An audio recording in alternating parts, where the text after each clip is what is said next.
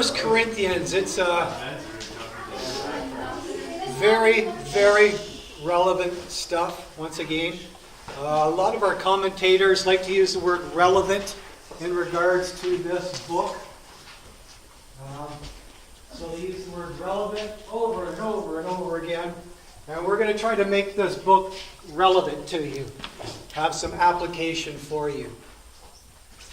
And you might note that if you want to read the whole thing, go to the website at the top of the page there. So, as you might have guessed from our title, our key word in studying Corinthians will be relevance. A word that means it's going to relate to you in some helpful sort of way, hopefully, and in a current way. Now, our current NIV translation, the 2011, is a vast improvement over the previous 1984 translation, because our current translation relies on better manuscripts and better research, without watering down the gospel, as many might say. And I'm going to skip a lot of this. You can read this afterwards or on the website. And we're going to put that currency claim, that relevance claim, to the test in our study. Oh, I refer to a lot of people that we'll be dealing with here. For example, this is just on 1 Corinthians, this book. I've got all sorts of commentaries that we'll be referring to. So you've got a little booklet. Well, I've got a huge booklet, and I'm trying to distill a bunch of it for you. The really tough stuff for you, okay? So we're going to put that currency claim to the test and see how it helps us in here and now. And of course, many more commentaries. For example, good old Calvin. Yeah, you're going to get Calvin again, like him or not, because he's still one of the best. And they refer to him extensively as well. Calvin's commentary, I just want to add here, it was written back in 1546, and it's a commentary that was dedicated to someone who left his wife, he left his children, he left his country, and scandalous Catholicism in order to join Calvin in Switzerland. Leaving them all for valid reasons, apparently. Valid, since Calvin later remarried that guy to a Protestant wife, much to the embarrassment of that man's uncle, who was the Pope. Ouch. And naturally, Calvin seems to make all of his commentaries relevant to the scandals of Catholicism, and we might we'll be referring to some of them as well. And I include a bunch of other commentaries that we'll be referring to.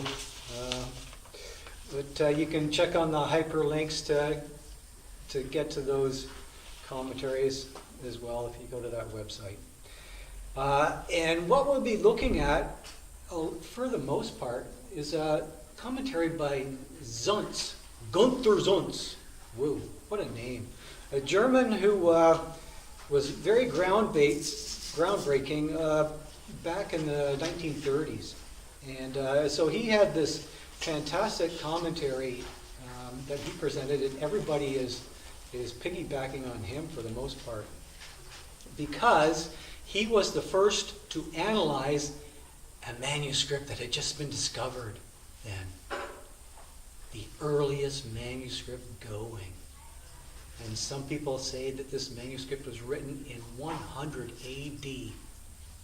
So, Paul wrote his stuff in around 57. 1 Corinthians was written around 57.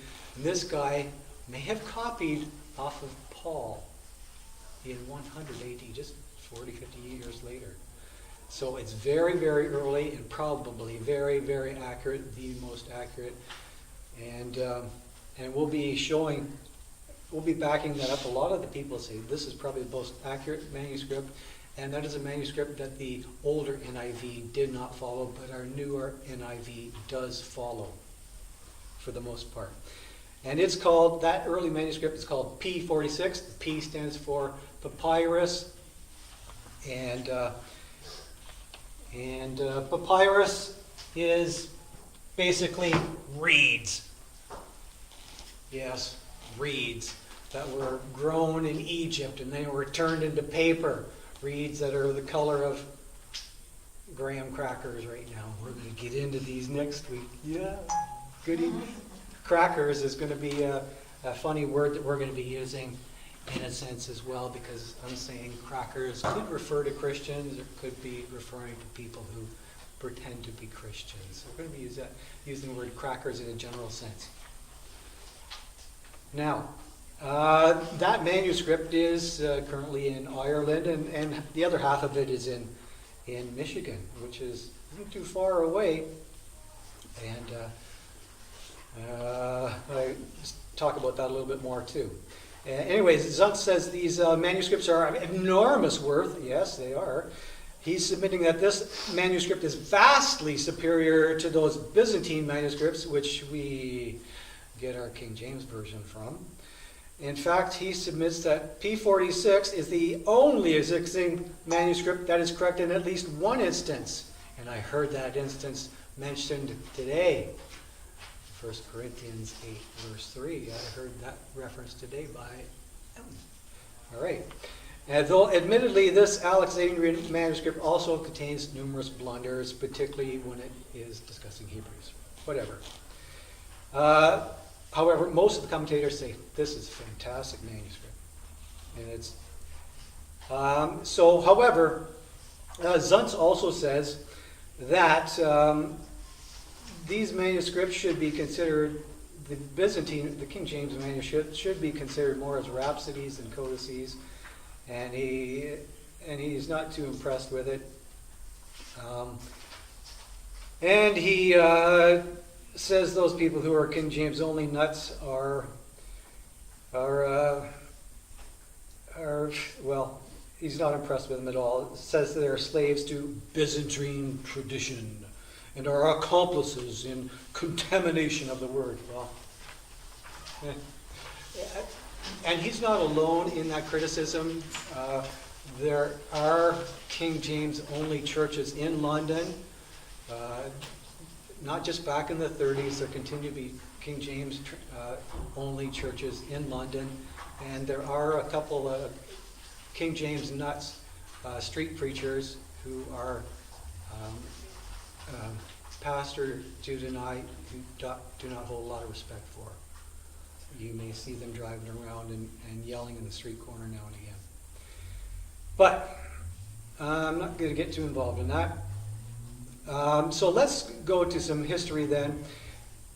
Corinth was the second largest city of Greece. A city that was recently colonized by Rome after Rome totally destroyed it 2 centuries earlier. So they colonized it, and then Paul wrote this book about a decade after it was colonized. After it was colonized with a ton of new gods being imposed by Rome on everybody who lives in Corinth. And that city was about as big as our Forest City. How's that for relevant? But not nearly as good as our Forest City, of course. Not near as many trees and not nearly as many Christians. How many Christians were there? Well, one of our commentators estimates maybe there was 100. Huh? Is that all? Paul was there for a year and a half and there's only 100 Christians? Well, it's not a lot, is it? And they had like 4 divisions already. We'll get into that next week. But this was a city with about twice as many slaves than actual citizens. Slavery, which Paul challenged. Yes, the Bible challenges slavery. 1 Corinthians 7:22. Slavery is challenged. And that slavery eventually led to the downfall of the Roman Empire, because Rome simply could not sustain such a huge servant economy. And this was a mid-sized city that had a really handy geography for Rome. It was handy because it had a shortcut between Rome and Asia. A shortcut which would save the northwestern world 6 days of sailing around the nasty seas around there. Remember, Paul got shipwrecked around there in Acts 27. So Corinth had an awful lot of transients using their shortcut, and it was quite natural that an awful lot of sailors would stop and play there for a short time as they took that handy shortcut. Which is to say that around that time there were more than 1,000 temple prostitutes in Corinth, upon whom ship captains freely squandered their money. No doubt thinking that the sailing gods would bless them as a result of their contribution to these prostitutes, bless them enough to bring them safely back through the shortcut of Corinth to contribute to those temple prostitutes again. Hence, Strabo, who was a historian, at that time he said, "Not for every man is the voyage to Corinth." And I am not convinced by arguments of other commentators who say that was simply not the case. Because I don't think their arguments are very strong at all. But let's have a look at a far better letter written by Paul. A letter about 20 feet long. Yes, this was a long letter. It's about 20 feet long. What's that? 6 meters? It's long. Long letter. A letter that would take an hour and a half to read. A letter far better than some other travel brochure. Far better because Paul knew Corinth real good. Way good. He knew that Corinth because he lived there for a year and a half with Aquila and Priscilla. He lived there with them, downstairs of their shop. He was a tent maker. He fabricated leather stuff. He earned his keep. He did not get paid by the church. And he preached in their house church regular.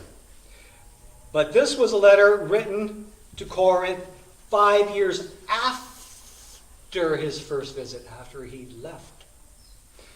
This letter, 1 Corinthians, was written about 56 or 57 AD, and it was a largely ineffective letter, which we conveniently named 1 Corinth because we don't have any other letters written previously.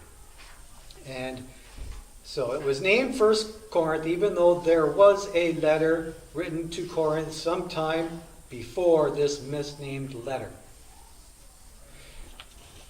And this misnamed letter was a follow-up to a previous letter that Paul had sent to Corinth from Ephesus. 1 Corinthians was a follow-up on the previous letter, since Corinth seems to have misunderstood Paul's first letter. So, 1 Corinthians was a result of a trio of Corinthians. 3 guys from Corinth, having been sent by wealthy Chloe to Paul. She sent this letter requesting for an expansion on his first letter. I want more information. I want more information so I can do some more transformations. I'm giving you some more information, and I expect this information is going to cause more transformation. Or I'm hoping, anyways. So, Chloe is requesting yet another visit from their beloved Paul as well, to hear this truth of his in person. So, this letter was an expansion which Paul dictated to Sosthenes in stages. A letter that was eventually sent back with that trio that came from Corinth, which Paul later followed up on soon after by visiting confused Corinth once again to even greater dismay. And then, after returning to Ephesus, he wrote to them of his great dismay at which he had just seen in Corinth, a damning letter which appears to have had some beneficial effect according to a subsequent report to Paul.